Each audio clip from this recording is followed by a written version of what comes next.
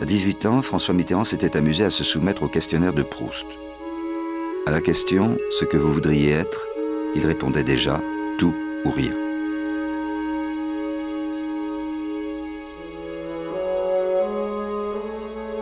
La promesse d'une totale transparence faisait partie des 110 propositions du candidat à l'élection présidentielle et s'inscrivait dans une démarche de rupture avec les gouvernements précédents. Impressionné par la fin pitoyable de Georges Pompidou, François Mitterrand prit dès son arrivée à l'Élysée au printemps 1981 l'engagement de faire publier chaque semestre un bulletin de santé qui dirait clairement aux Français l'état du corps du chef de l'État. Il paraît qu'il y a beaucoup de chefs d'État qui sont malades. Et j'ai l'impression que beaucoup voudraient m'ajouter à la liste. Mais je reconnais qu'il m'arrive d'éternuer et que l'autre jour, après avoir fait des gestes inconsidérés, une occupation tout à fait louable, caractère sportif, je me suis un peu tordu une vertèbre. Au-delà, je ferai connaître tous les 6 mois, par un bulletin officiel, l'état de ma santé. Cette obligation morale, François Mitterrand l'a violée dès la première année par le plus grand mensonge d'État de son double septennat. Des décennies de dissimulation, de fausses nouvelles, là même où l'on avait annoncé la transparence.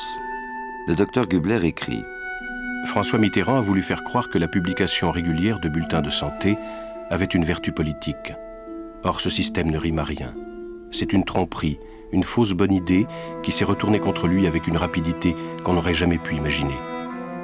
Il l'a reconnu devant moi. Quelle erreur! La médecine avait été prise au piège, dévoyée de son rôle, au profit de l'intérêt politique. Je n'ai été qu'un pion qu'on manipule. » La République mitterrandienne s'installe dans le mensonge d'État. Avec son patient, le docteur Gubler signera 22 bulletins de santé mensongers jusqu'à ce que la maladie soit officiellement reconnue. La nature même des révélations du médecin personnel du président ont brutalement mis à nu les lacunes professionnelles et l'aptitude à la dissimulation des journalistes, des hommes politiques et du corps médical. Une étude reste à faire sur les conditions dans lesquelles des informations explosives ont pu passer pour des rumeurs sans fondement, relevant de la désinformation, et sur les conditions dans lesquelles les médias ont abandonné le sujet. Un journaliste écrivit « En vérité, le président dispose sans interruption depuis 14 ans de la presse la plus docile, révérencieuse, disciplinée jusqu'au mutisme, qui puisse se trouver dans le monde depuis la disparition de la Pravda. » En novembre 81, 6 mois après l'élection de François Mitterrand, l'hebdomadaire Paris Match divulgue, en évitant soigneusement le mot cancer, à quels examens médicaux le nouveau président avait dû se soumettre au Val-de-Grâce. Seul François, sous le titre La Rumeur, reprend les informations de son confrère, provoquant un démenti de l'Élysée.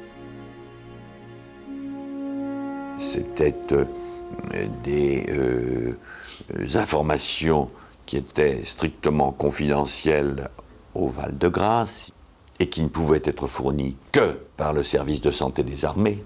Quand je dis le service de santé des armées, c'est parce que je ne sais pas qui est-ce. Ce que je sais, c'est que c'est sorti de cet hôpital. Bon, personne s'en est d'ailleurs préoccupé de savoir d'où ça venait, comment ça venait, mais on ne rentre pas dans un hôpital militaire chercher des documents si on ne fait pas partie des services, c'est pas possible. C'est très intéressant de voir ce que disait la presse à l'époque, en 81. Moi, je l'ai lu comme vous et je me place là du côté du lecteur de Match. Je vois une voiture entrer au Val-de-Grâce, et puis je vois tout un article à l'intérieur qui laissait penser qu'il y avait une maladie grave. Et après, c'est le blackout.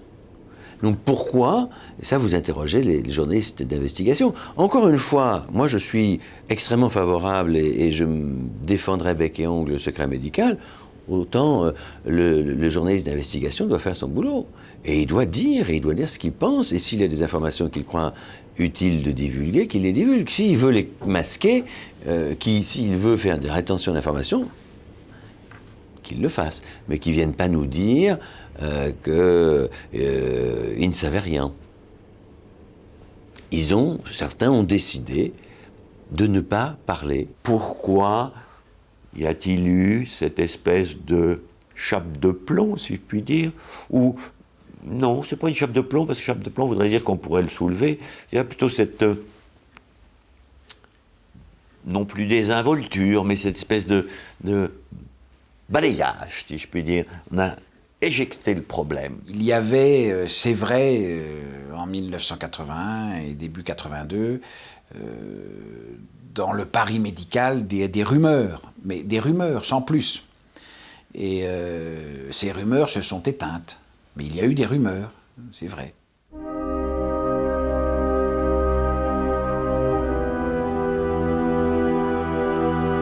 Dès le lendemain de la visite au Val-de-Grâce, les résultats des examens, cancer disséminé, sont remis au docteur Gubler.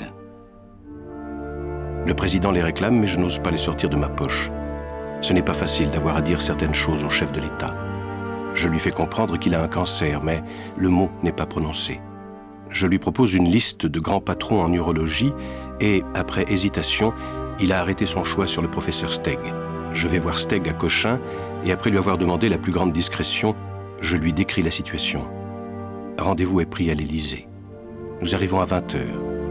François Mitterrand nous reçoit dans ses appartements privés. Nous allons dans la salle de bain. Steg l'examine, puis, pendant que le président se rhabille, il fait une grimace et me confie à mi-voix « Tout est normal, mais il n'y a aucun doute, les localisations osseuses sont d'origine prostatique. » Que lui dire? Nous nous interrogeons. J'ai les mains moites, la gorge nouée par une émotion grandissante. Blême, nous rejoignons le président dans la salle de bain. Il est assis sur une chaise près de la porte qui mène à sa chambre, tassé sur lui-même. Steg lui dit « Mon devoir est de ne pas vous cacher la vérité. Vous avez un cancer de la prostate qui est diffusé dans vos os et cette diffusion est importante. » Le président murmure « Je suis foutu. » Steg lui répond « On ne peut pas dire ça, voyons. On ne peut jamais dire qu'on est foutu. » Le président l'interrompt « Arrêtez vos salades, je suis foutu. » La scène est extrêmement dure, pénible. Le visage du président est devenu gris. Il baisse la tête et ne dit plus rien. L'évocation du mot cancer que nous venons de lui jeter le conduit-il à ce constat cruel? Je viens d'être élu et je vais mourir. Enfin, toujours silencieux, il se lève de sa chaise et nous raccompagne. Comme deux fantômes, Steg et moi tournons en rond sur les pavés dans l'obscurité. Je pose à Steg la question qui m'obsède. Combien de temps? Si on ne parvient pas à enrayer, quelques mois. De toute façon, murmure Steg, la moyenne de survie, c'est 3 ans, sauf cas rarissime.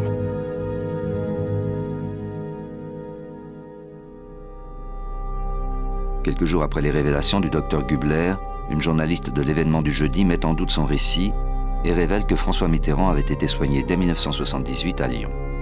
3 ans plus tard, il ne pouvait s'agir que d'une récidive de la maladie. Le professeur Steg n'aurait donc examiné qu'une prostate déjà irradiée des années auparavant. Mais aucun autre média ne reprit l'information. François Mitterrand contribue au brouillage des pistes en instrumentalisant informations et rumeurs. À l'allure où ça va, j'avais promis un bulletin de santé une fois tous les 6 mois. Je m'aperçois qu'il va falloir que j'en fournisse un tous les 6 jours. Soyons raisonnables. Bulletin de santé tous les 6 mois, bon, c'est déjà un rythme accéléré par rapport à mes prédécesseurs. Il s'est retrouvé, et ça on en avait plusieurs fois discuté ensemble, il s'est retrouvé, m'a-t-il dit, piégé. Piégé parce que on peut avoir tous les soupçons du monde, tous les ragots du monde, tant que ce n'est pas dit, on est dans le bruit de couloir. Des questions ont pu se poser sur ces bulletins, questions qui étaient fallait-il arrêter de les faire, Ces questions ont été résolues par lui-même en disant jusqu'au bout, ça sera fait. Vous savez, les médecins peuvent, comme les avocats, comme les juges, comme n'importe qui, peuvent faire défaut. Moi, je ne suis pas favorable. Je suis même tout à fait opposé à ce genre de manipulation.